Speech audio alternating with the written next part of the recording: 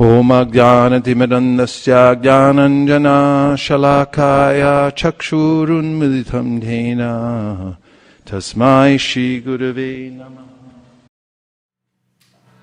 Om Namo Bhagavate Vasudevaya. Om Namo Bhagavate Vasudevaya. Om Namo Bhagavate Vasudevaya. Narayanam Namaskritya Naram Chaiva Narottamam Devim Sarasatim Vyasam Tato Jayam Udiraye. Welcome to everyone who's come from various places around the universe. It's great to be gathered here together to hear a little bit of Bhagavatam this morning. Great to see you all. Hare Krishna.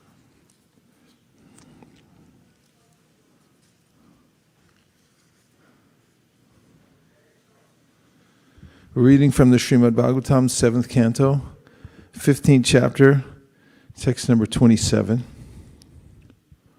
And here are the word for word. Eshaha, this, Vai, indeed, Bhagavan, the Supreme Personality of Godhead, Sakshat, directly, Pradhana, the chief cause of the material nature, Purusha, of all living entities of the Purusha avatar. Excuse me. Sorry, I said it wrong. Of all living entities or of the Purusha avatar. Lord Vishnu. Somebody now please give me a verse about the Purusha avatars. Where are the microphones? Are they readily available? Think to the Mangalacharana of the Chaitanya Charitamrita. Yasam sham sham sha paratma kilanam poshta vishnu bhati dugdabdi shai. Okay, give it to me from the beginning. Something about the Purusha avatars. Anyone? Just say what the part of the verse you know without looking it up first. Or what you know about it from anywhere. Even if it's not quoting the Sanskrit, just give me an idea about the Purusha avatars. Where are they mentioned? Okay. You got it there? Okay, Govinda, give him a mic.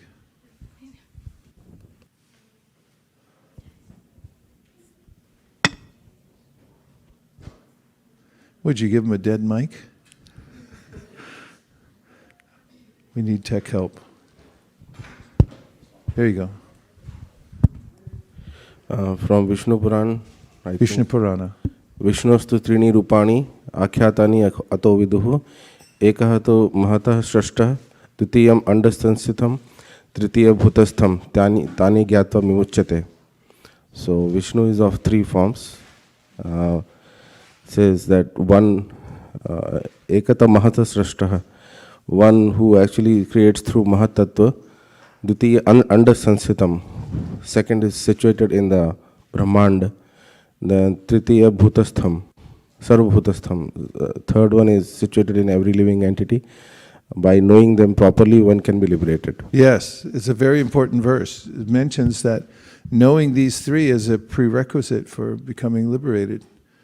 Who else has verses about the Purusha avatars, or would like to say something about them according to your knowledge of Shastra? Who are the Purusha avatars? Where do they come from? Somebody, who was about to say something else? You have your hands up? Yes, Kishore Sham. Well, it's not much. I'm trying to go through the taxonomy in my mind right now, but Madhya is Chaitanya Charitamrita, Madhya chapter 20, around verses 150 in the discourse to Sanatana Goswami.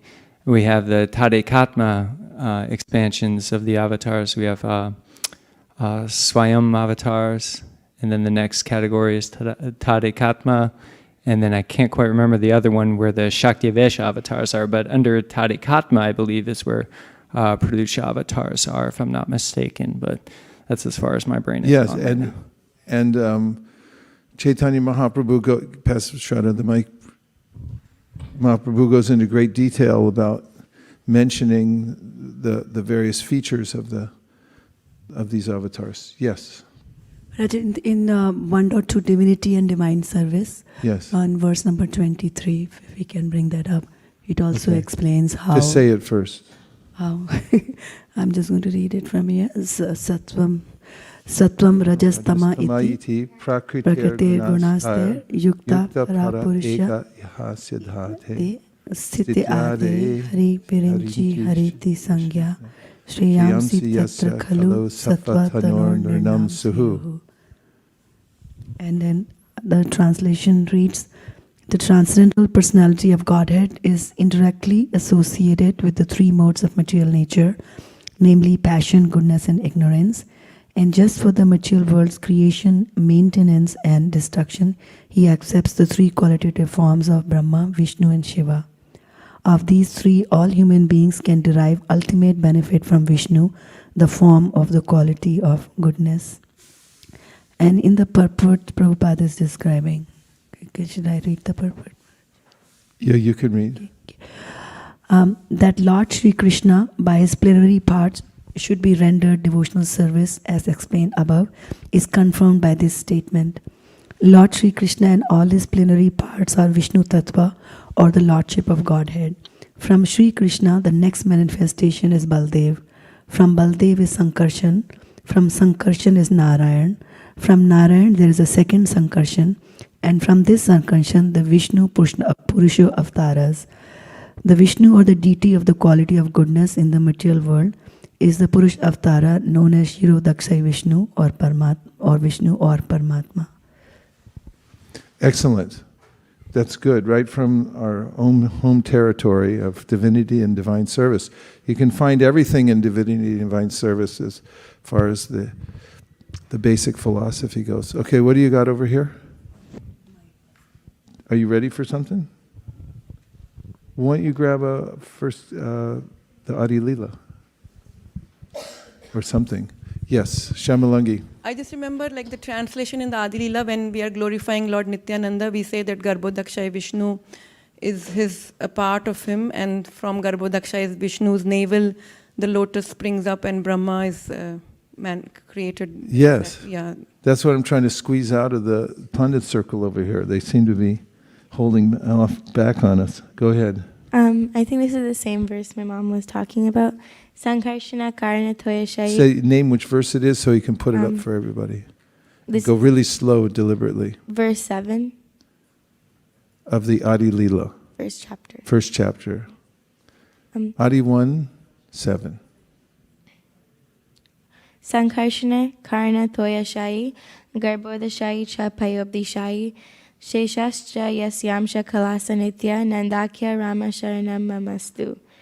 The translation says, may Sri Nityananda Ram be the object of my constant remembrance.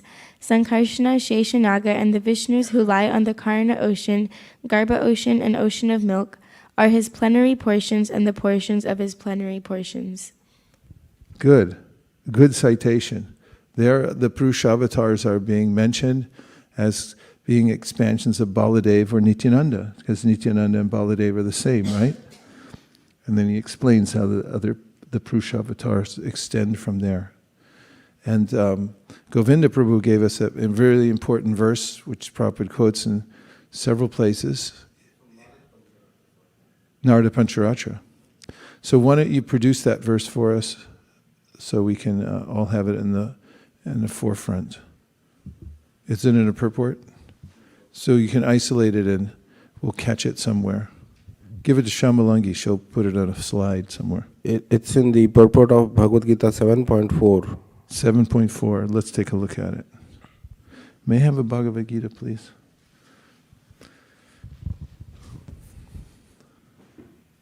What is Bhagavad Gita 7.4 before we turn to it?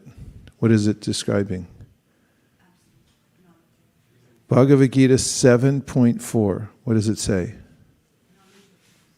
No, what does the verse say? 7.4. Thank you. Bhumir apu analovayu kamano burit evacha ahankara ityame bina prakriti ashtara. Earth, water, fire, air, ether, mind, intelligence, and false ego. Altogether, these 8 constitute my separated material energies. Purport. The science of God analyzes the constitutional position of God and its diverse energies. So I have a question for you all. Are you ready? What does the science of God analyze? Use the microphone and speak slowly and deliberately, please. The constitutional position of God. The constitutional position. And his diverse energies. Okay, now say something about the constitutional position of God and his diverse energies. Take help from others if you need to, but say something intelligible that's related to Shastra.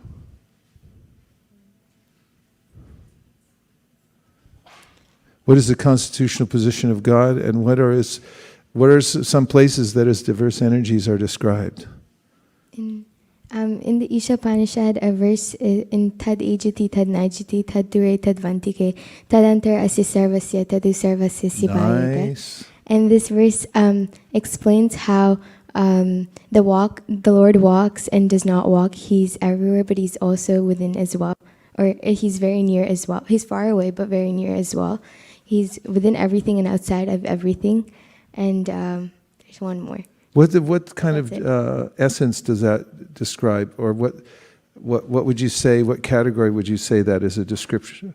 How is that describing God? That verse. This describes God because these are his energies. He can be everywhere. And what word would you use to describe that category of description? Yes. Like the impersonal Brahman form. I would say another word. I'm thinking of another word.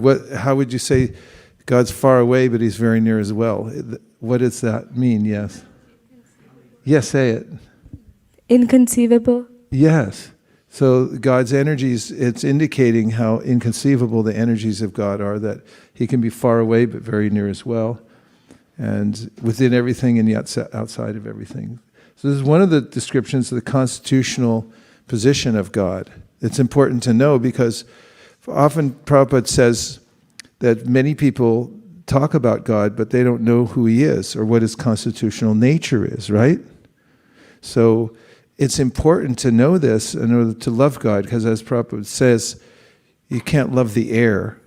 It's something that's amorphous, nondescript, and therefore there's no relationship with it. So the more that one understands God's nature and his constitutional position, then the more one can develop a relationship with him. What is that relationship building called?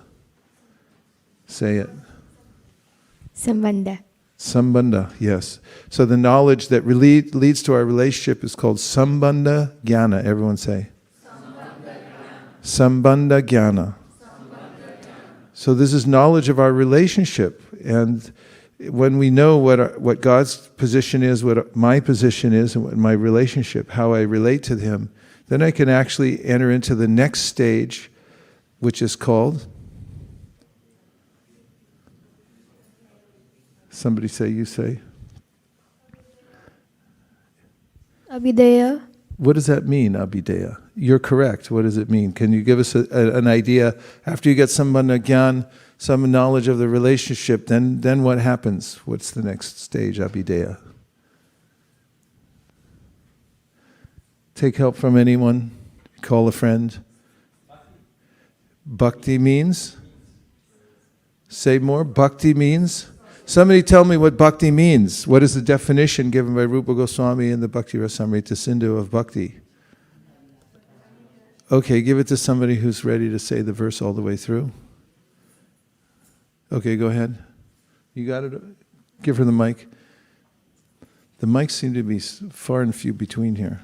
Okay. Anya abhilashita shunyam jnana karma dhyanavrtim anukulyena krishnanu sheelanam bhakti ruttama. Say something about the verse that will help us. Devotional service is that which is devoid of material material motives. What's an example of a material motive in worshiping God? I need a car, or I need a It's home. from Janis Joplin. Oh Lord, won't you buy me a Mercedes Benz? My friends all drive Porsches. I must make amends. Okay, go ahead. So that it should be devoid of jnana, karma. Jnana and karma. Jnana is like, I want to be the best a person who knows the Vedas, or truly the learned person, but not as a servant of God. So we should be devoid of, the service should be devoid of that too. Any activity that is devoid of these material desires is called bhakti. Okay. What else can we say about it? Because Kishore Shyam said, this Abhideya means bhakti, but I wanted something more than that. It's something Radhika Raman Prabhu brought up several times when he mentioned how Prabhupada translated bhakti and how it relates to the verse that we're just listening to now. Anyabhilashita shunyam, that's the first part you described, should be devoid of material desires. Jnana karma jnanavritam. Now, what's the next part? This is just getting to the point here. Okay, go ahead. Who wants to say on it? Anukulyena krishnanu. What does that mean? Shilanam. Whatever is favorable to Krishna, except that do everything that is favorable in. Now that's important. You use the word do, right? This is essential, because when we talk about bhakti, some people just say bhakti means just feel it. That's one aspect of it. There's two aspects to bhakti. One is the internal feeling. Cheshta Roop means that inside you're actually cultivating something. But have you ever met anybody? You say, do you chant? Are you chanting? And say, in my mind, in my heart, I'm always chanting. But externally, no chanting going on. So this verse, Anukulyena krishnanu shilanam. Shil, you said do. So shil means, it's a cultivation. Therefore, we don't just say devotion, we say Devotional services. Devotional service. And as Radhika Prabhu pointed out, this is Prabhupada's genius in unpacking all these phrases so that it lands in the right place and everyone understands what is actually devotional service. You're doing something. So did the 6 Goswamis do anything? And if so, prove it by Shastra. What did they do? And prove it by Shastra. Work with me, people. Microphones. Somebody mic up so the audience can hear. This is the live studio audience. The main audience is online, so cater to them. Sing it. Krishna Kirtana Gana Nartana Parao Premamritambo Nidhi Dira Dira Jana Priyo Priyakaro Nirmatsaro Pujito Shri Chaitanya Kripa Baro Bhuvi Bhuvo Bharavahantarako. So Te Rupa Sanatano Raghuyago Shri Jiva Gopalako. So this is important because we're following in the footsteps of the 6 Goswamis and most particularly of Rupa Goswami. Since we're following the footsteps of Rupa Goswami in our line of Gaudiya Vaishnavas, then what are we called? Rupa-anugas. What does that mean, Rupa-anuga? What does it mean?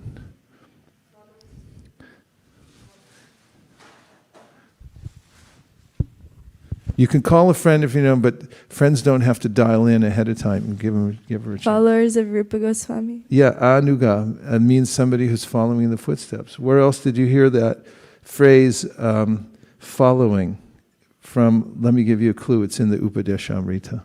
Where does it say in the Upadeshamrita that following in the footsteps of certain personalities will bring you to the perfection. Okay, go ahead. Whoever's saying it, just take the mic and say it. Be bold. If you have it over here, go ahead. Grab the mic. Take what's yours. Okay. Krishnaiti yasya giri tamanasa driyeta. Go ahead, finish it.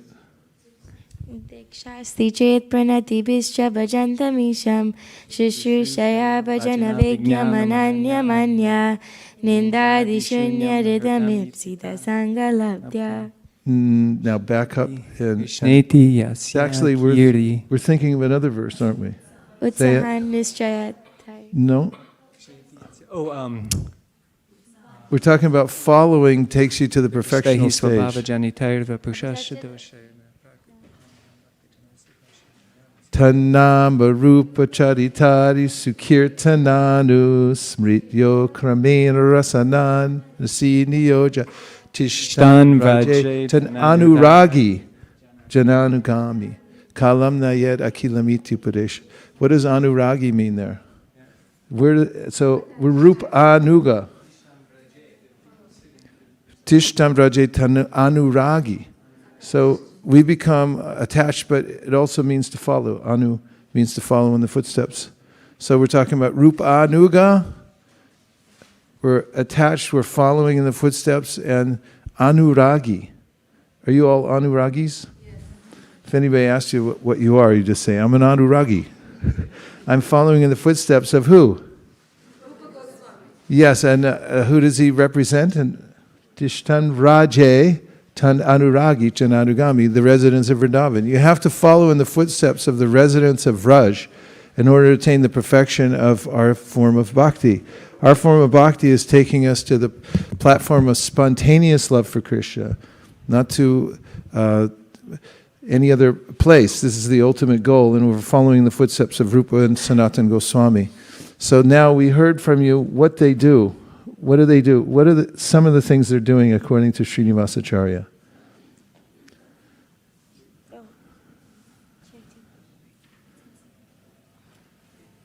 We're following them, right? He says they're always engaged in chanting the holy name of Krishna and dancing. Dancing, you got to dance. Okay, what else? They're popular both with the gentle and with the ruffians because they are not envious of anyone. Whatever they do, they're all pleasing to everyone, and they're fully blessed by Lord Chaitanya. Thus, they are engaged in missionary activities meant to deliver all the conditioned souls in the material universe. Are you all engaged in missionary activities meant to deliver all the souls in the material universe? Say yes. Need a verbal yes. Okay, good. All right, so this is the process of following. And yes, Shraddha. Raj, I was going to add after today's morning session that the Sat Goswamis also did the Sankhya Purvak Namagana Natibhi. So they used to count what they were chanting. Yes, they were always keeping track of how many of the chants they did, how many mantras they did, how many times they bowed down, so forth. It was very regulated practice. So this kind of regulated practice, following the footsteps of the Goswamis, will lead to this spontaneous practice of devotional service once the original taste that is awakened in our heart for that kind of practice. Yeah. They also used to cry out in separation, He Radhe Vrajadevi ke chalalate. Like so they lived in the Dham, and we also go to the Dham. And we go around and we visit the holy places and we roll in the dust just like the Goswamis. All these practices that we do are following in the footsteps. So if we can back up now, how do we get there? We're looking at the purport of 7.4, and in it we heard the science of God analyzes the constitutional position of God and his diverse energies. And we heard a little bit about that, right? Okay. The next says, material nature is called Prakriti, or the energy of the Lord in his... material nature is called Prakriti, or the energy of the Lord in his different Purusha incarnations, expansions, as described in the Sattvata Tantra. Vishnostu Trini Rupani Purusha Kyanyato vidu. Ekam tu mahata srashtra. Dvitiyam swanda samstitam. Trihiyam sarvabhutastam tani gyatva vimuchite. For material creation, Lord Krishna's plenary expansion assumes three Vishnus. The first one, Mahavishnu, creates the total material energy known as the Mahatattva. The second, Garbhodakshai Vishnu, enters into all the universes to create diversities in each of them. The third, Kshirodakshai Vishnu, is diffused as the all-pervading supersoul in all the universes and is known as Paramatma. He is present even within the atoms. Give me a verse from the Brahma Samhita that says he's present also within the atoms. Go ahead, Govinda. Verse number? Hard to do that. Go ahead, just say the verse. So I know the second, I remember the second. Andantarastha parmanu cha antarastham govindam adipurusham tamaham bhajami. And the first line, someone? Eko pyasaura chaditam jagadanda kotim yat shaktirasti jagadanda chayayadanta andantarasta paramanu chayantarastam govindamadi purusham tamaham bhajami. This verse also proves that the Supreme Personality of Godhead enters within every particle, every atom of the universe, in the heart of the jiva. And he is present even within the atoms. Anyone who knows these three Vishnus can be liberated from material entanglement. How many here know these three Vishnus? Raise your hand. Put your hands up. Okay. So,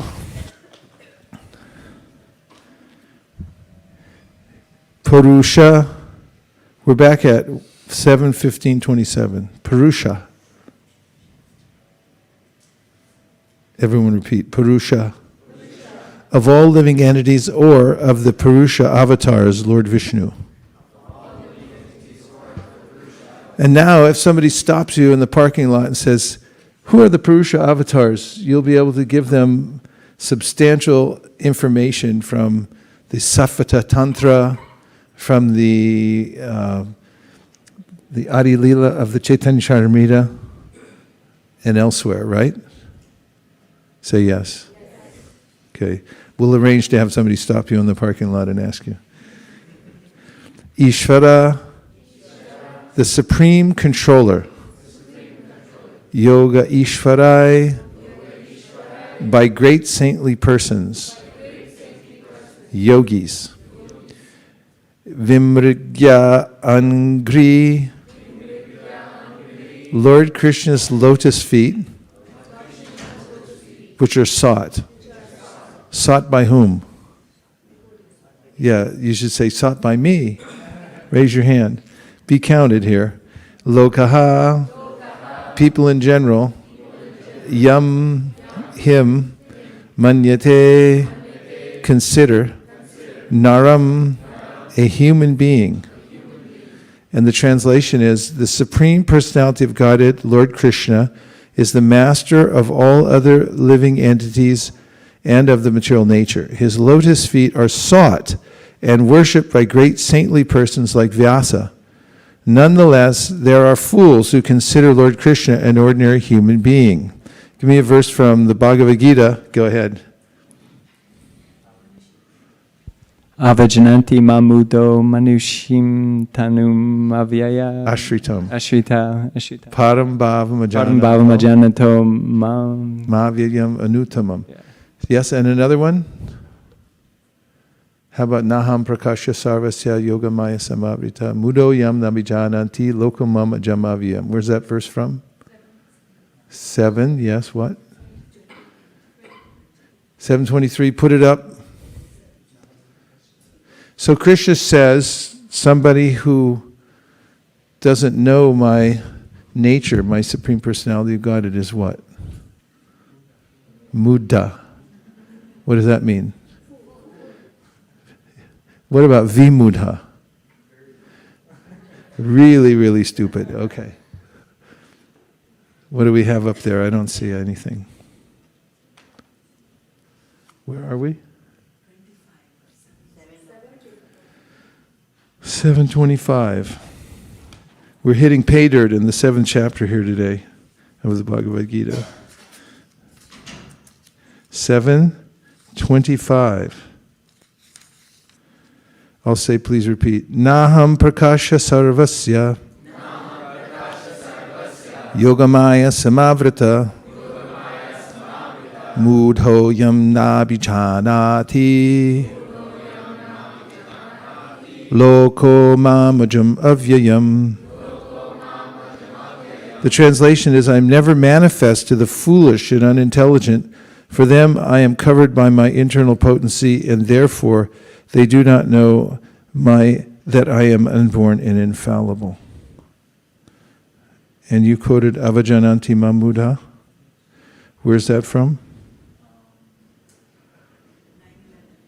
9:11. Uh-oh. Okay, let's look at 9:11. 9:11. Please repeat. Avajananti Mamudha Manushim Tanum Ashritam Padam Bhavam Ajananto Mabhabhuta Maheshwaram. The translation is, fools deride me when I descend in the human form. They do not know my transcendental nature as the Supreme Lord of all that be. So if you know Krishna and you know his transcendental nature, then you'll be liberated from the material world. And if you don't know him, or if you discount his appearance as being something ordinary, then what are you? Pretty much messed up. Krishna goes on to say in the 9th chapter, Mogasha Moga Karmano Moga Jnana Vichetasa Rakshasim Asarim Chaiva Prakriti Mohinim Shita. The people who have this atheistic point of view that Krishna is just an ordinary person. He says Mogasha. They're baffled in all their attempts in life. Mogasha, Moga Karmano. Their material activities are baffled. Do you know what baffled means? Confused, perplexed. I'm sure we'll get the etymology soon. What? Frustrated? Baffled means? Someone please help. What? Bewildered. Okay. Totally bewildered or perplexed. And the origin is late 16th century in the sense of cheat or deceive, perhaps related to French bafouer, which means to ridicule or mock or deceive. Yeah, so what is a way in which civilization in general, would you say, is baffled because of not putting Krishna in the center or not acknowledging God? Yes?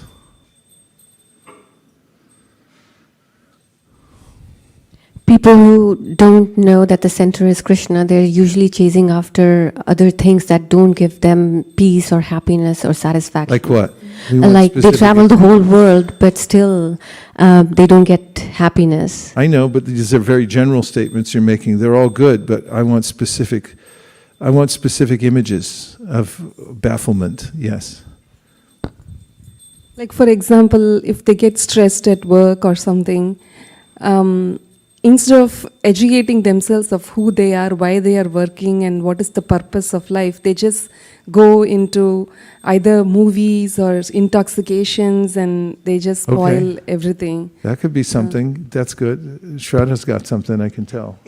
So I was saying like how it happens at work, that they will tell you to work hard and then they promote you. And then so you think that life is going to be good at a higher level, but it is not. So it's not. It's so more difficult. Similarly, I heard Prabhupada Govinda. Matirna Krishna Parata Swatova Mitobhi Padyed Grahavratanam Adanta Gobi Vishatam Tamishram Punah Punah Charvita Charvitanam. So, even by their own endeavors or by collaborating with others, they cannot invest their consciousness in Lord Krishna, and because they are graha vratanam, they are very engrossed in their daily worldly activities. And so because of this adanta gobhi, because their senses are not controlled, vishatam tamishram, they are slowly gliding towards hell, tamishra, hell, and therefore they are repeating punaha punaha charvit charvananam. They are repeating the chewed, they are chewing the chewed and coming back into this material world again and again. Very good citation for Prahlad Maharaj to his atheistic father, but give me something specific. How are they chewing the chewed? Or what are some specific ways you see this happening in modern godless society? So we all take birth, we get married, we get education, then we all die in the end. Yeah, so Prabhupada pointed this out several times, that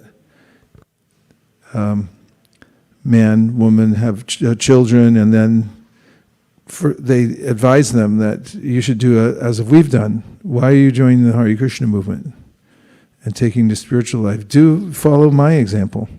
Meanwhile, their example has been that they worked very, very hard their whole life, felt frustrated, and didn't really get anywhere. But still you follow me. Why are you going off to follow God?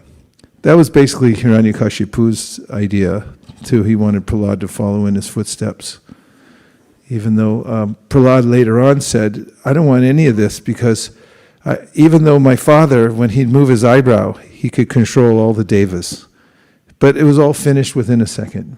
He said, therefore I know that from top to bottom in this material world, any accomplishment will be ruined eventually. It will be baffled. And so my activities will be baffled. Shraddha? There's a verse from Chaitanya Charitamrita Adi Lila, 14th chapter, verse number 1. And it says that, those who take shelter of Krishna, for them difficult things become easy. And for those who don't take, then easy things become difficult. Is it that if they remember Lord Chaitanya, then difficult things become easy? If they forget Lord Chaitanya, then easy things become difficult. And I was just thinking that along the lines of Hiranyakashipu, normally your children will follow you. So if he was a demon, it was very easy for his son also to be a demon. But such an easy thing became so difficult for him because he got a devotee as a son. Yes. Good points. Yes, Avantika.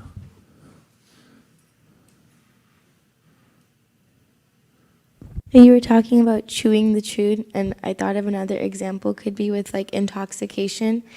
People try to run away from their problems by intoxicating themselves, and instead of understanding the purpose of life or praying to Krishna, they just continuously drink or they take drugs to escape. But the problem is still there. Yes, and more specific, that's a good example. And very specifically about intoxication.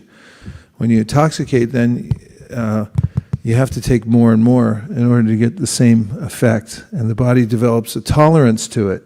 So with alcohol, people drink, but then they have to drink more and more and more in order to get the same kind of euphoria. They had so-called euphoria. And then they become addicted to it, and they have to take it again and again, even when they don't want to. It's very difficult for them to give up. Yes? I was just thinking about the time when we went to buy my last car, and the salesperson was paying 5 alimonies. 5 alimonies. Alimonies, yeah. That's a lot. Punas charvata charvanana. Especially in California. Yeah. So 5 times he thought. But the good news is that when he said that you can take the car for a test drive, he would sit right next to us. So we said, okay, I bought it in Palo Alto. So we said, okay, we are going to the temple. So he came with us to the temple. He sat in a Bhakti Shastri class with Srivas Pandit Prabhu for a little while. He ate a lot of halwa outside. So hopefully the alimonies are still at 5. Yes, I think he needs a little relief after 5 alimonies payments a day. Thank you very much, everyone, for those specific examples. Okay, now we're on the translation. Please repeat. The Supreme Personality of Godhead, Lord Krishna, is the master of all other living entities and of the material nature. His lotus feet are sought and worshipped by great saintly persons like Vyasa. Nonetheless, there are fools who consider Lord Krishna as an ordinary human being. Srila Prabhupada's purport. The example of Lord Krishna as being the Supreme Personality of Godhead is appropriate in regard to understanding the spiritual master. The spiritual master is called Sevaka Bhagavan, the servitor personality of Godhead, and Krishna is called Sevya Bhagavan, the Supreme Personality of Godhead who is to be worshipped.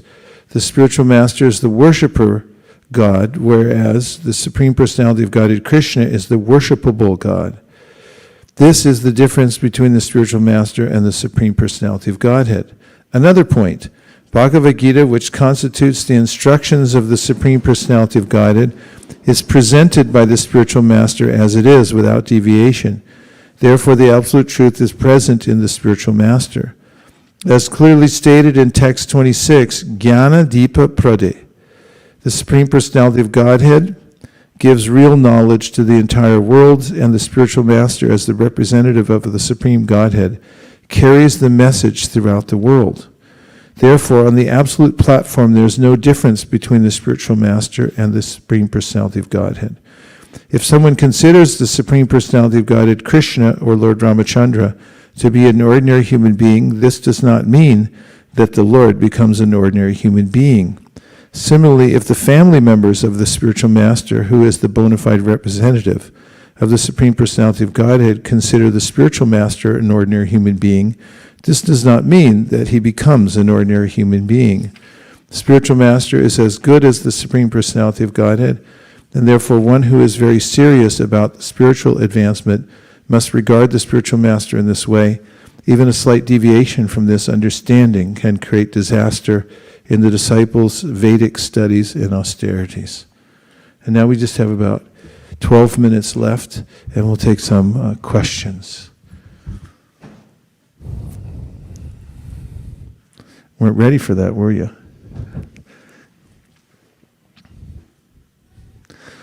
Questions can be either come spontaneously or be conjured in order to expand the conversation in a way that will be fruitful. Hare Krishna. Hare Krishna. About the Purusha avatar. I'm curious if at a certain point the expansions of Krishna become avatars, or if they're just like, if like Prakasha expansion, say like maybe Chaturvya Vyuhas, for example, would they be considered avatars? Or is there a certain type of expansion of Krishna that is not avatar? Because it very specifically says in Madhya 20 around around like 250 or something, it says that the avatar is the appearance in the material world, even though transcendental only appears, but appears in the world. So I was wondering if other expansions of Krishna that don't necessarily appear in the material world would be considered avatar proper, or maybe just some sort of expansion. Sorry if that's... Not at all. The way the avatars describes one who crosses down from a higher level to a level within the perception of those who are on a lower level. And for all intents and purposes, really all of Krishna's expansions at one time or another appear to the people on the lower plane of existence, that is the material world. Consider just from the top, Krishna himself appears directly, specifically to give everyone an idea about who he is, and to defeat the atheistic idea that there is no form of God. And therefore he says, Janma karma che me divyam evam yo veti tattvata. If you know in truth how he appears in the material world, then you'll become liberated. You won't take birth again in this material world. Similarly, the Chaturvyuha describes how they descend in the material world. Ram Lila, the Chaturvyuha representative Ram, Lakshman, Shatrughna, and Bharat. There are the expansions of the Chaturvyuha and many other ways they appear in the world. So practically all of the incarnations of the Lord appear at one time or another. They cross down from the higher plane to the lower. And therefore, from that perspective, they can all be considered avatara. What other questions do you have? Yes. And then Radhakripa Prabhu is next. Maharaj, I don't have a question. When we were reading the verse in Srimad Bhagavatam, this verse from Bhagavad Gita came to my mind, which kind of enlists Krishna's energies and his nature, which is aham sarvasya prabhavo mata sarvam pravartate iti matva bhajante mam buddha bhav samanvita, which is I'm the Lord of the universe and everything emanates from me, and knowing thus the wise full of devotion come to me. Yeah, that's a really well-placed verse because it describes the effect, doesn't it? Did you look it up? Look it up. Aham sarvasya prabhavo matak sarvam pravartate iti matva bhajante mam buddha bhava samanvita. This verse describes what the effect on a person who understands completely that everything emanates from Krishna. Wouldn't it change your perspective a little bit if you understood that? I mean, all of you do understand that, but I'm just saying, if one understood that who didn't before, how would it change his or her perspective to know that everything emanates from Krishna? Aham sarvasya prabhava, everything emanates from me. Therefore, it would solve a lot of problems because you would see everything in relationship to Krishna, right? And so that verse practically describes the effect of sambandha gyan, doesn't it? Who is it who mentioned sambandha gyan and what it is originally? So tell us how this verse takes sambandha gyan into abhideya. Give us some context. Sambandha moves to abhideya and how it relates to the verse at hand. So sambandha is building the connection, or it is tying the knot with Krishna. And so in this verse it says... That's appropriate for today, right? Yes. And in this verse it says, the wise who know this perfectly engage in my devotional service and worship me with all their hearts. So it goes to abhideya. It goes into the level of abhideya when the devotees are performing devotional service and also they're worshiping Krishna in their hearts. So it further establishes that connection and develops. Yes, very good. If you know that, if you're aware of the fact that everything's emanating from Krishna, then you worship him with all your heart. That's sambandha into abhideya, right? It's a really good verse. You did well. Okay. Hare Krishna Maharaj. Maharaj, but Prahlad Maharaj actually mentioned, it seems pretty obvious. It actually makes a lot of sense that in the material opulence, whatever we have, it's whatever his dad had, it's he saw that even in his seconds it disappeared. But why that propensity in us is so difficult to believe and started acting on that one? Why is it that so difficult? Because we understand this makes sense. Yes, we shouldn't be. But why that propensity in us is so powerful that we, even after understanding, we cannot overcome so easily? Because there's an agreement amongst all conditioned souls that we won't try to expose the illusion. This is what Devamrita Swami calls mass consensual trance. And if somebody tries to expose the reality of the material world, everyone's like, no, don't show me that. They become very upset about it, in fact. I try to cover it myself. But you're asking why. There's a kind of deep-rooted desire to enjoy separately from Krishna. And Prabhupada calls that a long-cherished desire to enjoy matter. And that becomes habitual, becomes second nature habit. And Mahaprabhu says, until somebody comes along and helps you to come out of that illusory state and coaches you how to move out of it gradually, And it's very difficult to come out. He says, Maya Mugda Jivara Nahi Swata Krishna Gyan, Jivara Krishna Koila, Sarva Veda, I'm sorry, we'll start over. Maya Mugda Jivara Nahi Swata Krishna Gyan, Jivara Krishnaya Koila, Krishna Veda Puran. That's why the Srila Vyasadeva gave the Srimad Bhagavatam in order to give a lot of information and coaxing to the living entity so that he could come out of the position of trying to hold on to matter. It's irrational, actually. And Prabhupada describes that the reflection of the sun appears to be as bright as the sun. And therefore the material world is very convincing that it's a real thing. And therefore all the admonitions within the Bhagavatam and the Bhagavad Gita are towards educate yourself, see that this is not the reality. But until you have a superior reality, until you understand there's a superior form of variety, that it's very difficult to give up the lower. This is one of the themes that is there throughout the Bhagavad Gita and the Srimad Bhagavatam. Vishaya vinivartante nirahara sadehina rasavarja rasopyasya param drishva nivartate. Until you see it for yourself, you taste the higher thing, it's very difficult to give up the lower. And yene ravinnaksha vimuktamaninas tvayastabhavad avashudha budaya aruya krishena param tata patantyato nadarta yushmarangraya. Those who are imagining some sort of liberation will fall down from their position until they come to the point of actually connecting with the original Supreme Personality of Godhead in loving devotional service. So where does it say it's irrational? In the talk by Shukadeva Goswami in the second canto, he says, Deha patra kalatra deshu atmasaini susatsapi Tesham pramato nidhanam pashyanapi napashyati. He says that people have this unnatural attachment to those things that are temporary, and they think that they can be protected by them. The body is just a fly-by-night.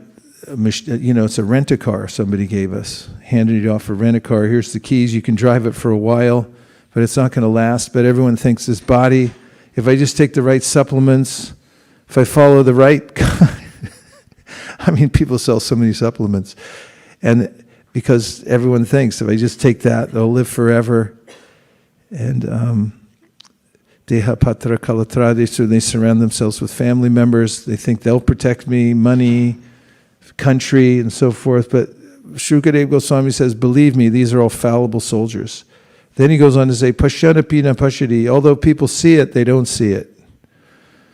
Because they don't want to see it. Once we were in Harinam in New York City, we were going down this really crowded section of Brooklyn, and I noticed that some people, they'd hear the holy name and they'd immediately get joyful, just like Krishna says in the 11th chapter of the Gita.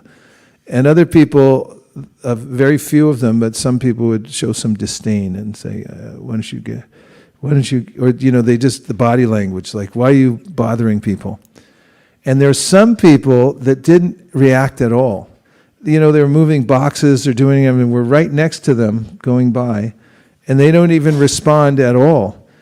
And I was witnessing this tendency in the living entity to completely ignore Krishna. Because living entities are smart. They know there's some kind of spiritual vibration coming down, but they've decided, some of them, that no matter what, I'm not going to look.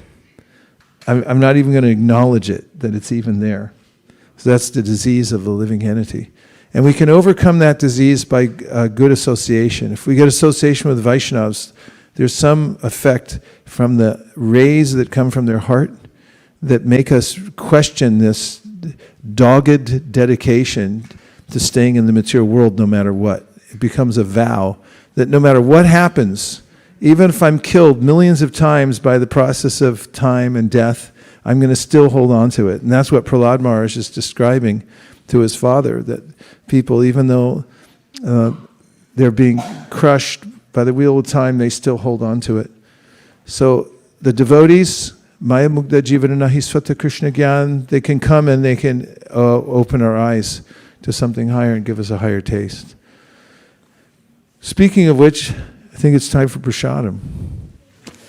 Am I correct about that? Or did I just almost cause a... So thank you very much. Govinda has a closing remark. Please. There's still 1 minute left, I think, half minute. Maharaj, I had a question regarding, I'm kind of confused sometimes between Shakti Avish Avatar and Chan Avatar. Are they, I think Chan Avatar is a subcategory of one avatar, or is it a category? Channa. Chan, hidden. Yeah. Actually, Prabhu mentioned some other types of avatars. Covered avatar, Chan avatar, hidden incarnation. So maybe we can take it offline, yeah. Itam nritiriga grishi jeva jashavatara, right? Look it up. Just get the 7th canto for 9th chapter.